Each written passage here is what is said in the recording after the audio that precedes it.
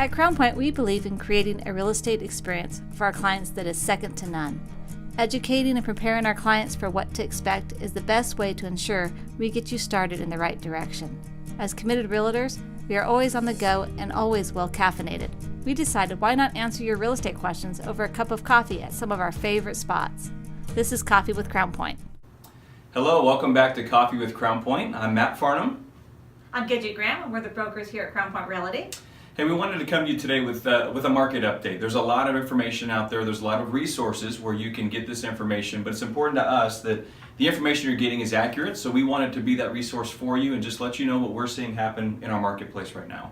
It's exciting what's happening in Vegas. We're seeing dirt move again. There's the orange cones and orange barrels out right now. The cranes are in the air. We have the Las Vegas Golden Knights, which are super exciting. The 51s are building a new baseball stadium in Summerlin. The Raiders are coming. Everybody knows about that. That's exciting. I'm a sports fan, if you can't tell. We have the All-Net Arena is looking like that's going to move forward, and there's even talks of an NBA basketball team coming. And then even the Resorts World project, the huge $4.3 billion project on the north end of the Strip with 3,000 hotel rooms, that sounds very promising now too. So a lot of exciting things happening. Besides the big glitz and glamour projects, the bread and butter that bring jobs to Las Vegas, those are the items that are starting to really roll out in Las Vegas. We've saw a lot of concrete tilt-up construction. We have low inventory, both in the industrial office and medical office especially. So new construction is just really rampant in Las Vegas.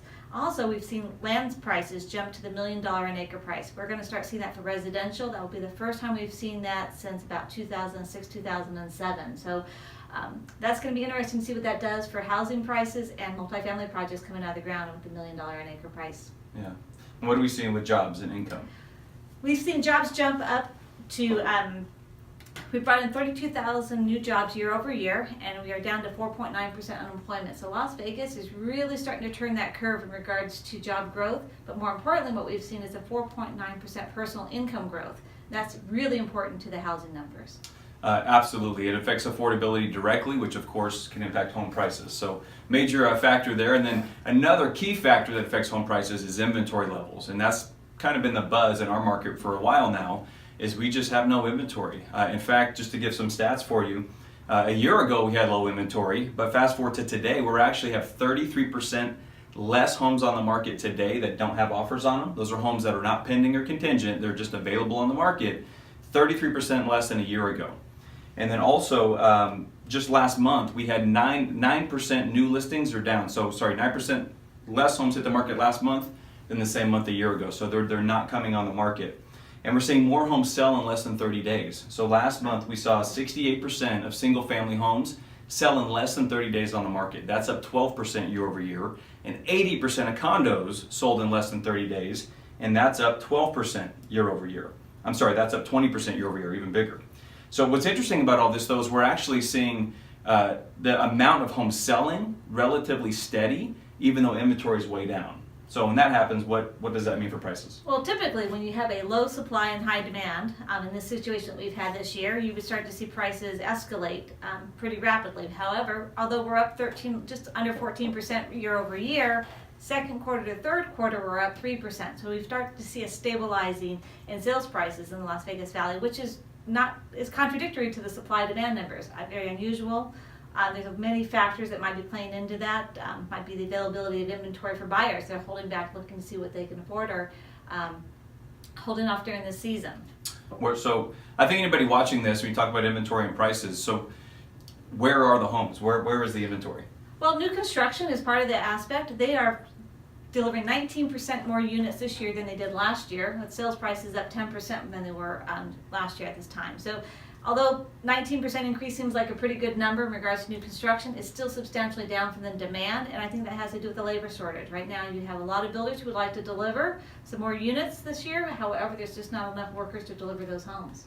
Right. Well, you mentioned the workers. I know some recent transactions I've had, we'll see the builder says, hey, 4 months, 5 months, and it's 6 months, 8 months for the home to get done. So there's obviously a shortage of labor out there. And then what about other options that homeowners might consider, other than putting their home on the market? Well, some of the options are in regards to leasing your home. Right now, Las Vegas has some of the lowest inventory levels for apartment and home rentals. We're at 3% vacancy factor, which is one of the lowest in the United States. That's why you're seeing a lot of these multifamily projects just pop up out of the ground. Everywhere we go, there seems to be a lot of Right. new construction for multifamily. So that's definitely some of the options for our sellers that are looking at. They can capture some pretty good returns on their home and build it into their retirement. They can use it as a 401k investment, or they can do some other things with their IRAs on their resale homes. Right. And the other thing we're seeing too is Wall Street has essentially been in Vegas buying homes for the last few years. Absolutely. The commercial investors that have been buying single-family homes is very unusual. You've not seen these type of commercial Wall Street brokers buying single-family homes. They've been in the multifamily product for the last 30 or 40 years, but this is the first season that these large institutional lender investment groups are buying single-family homes, and they're tying up the inventory. They're not selling them, so they're keeping them for those returns, and so that's reducing the amount of homes that are available in Las Vegas. So Right. commercial investors have paid a huge impact in Las Vegas market. And I think one of the other things we're seeing is that I think some homeowners essentially feel a little bit stuck. It's great. We talked about the job market improving and the income's coming up, and that's fantastic. But we might need a little bit more consistency behind that, a few more years behind that, where the affordability is where somebody doesn't feel stuck. Because if you're going to sell your home today, great, but where are you going to go? And there's a lot of families that might not feel like they're able to jump from that $300,000 home up to $400,000 or $450,000 because the income hasn't come up with that yet. And even if it did, those people might be in the same situation themselves, so they're not selling for the same reason. So it's kind of the snowball effect right now.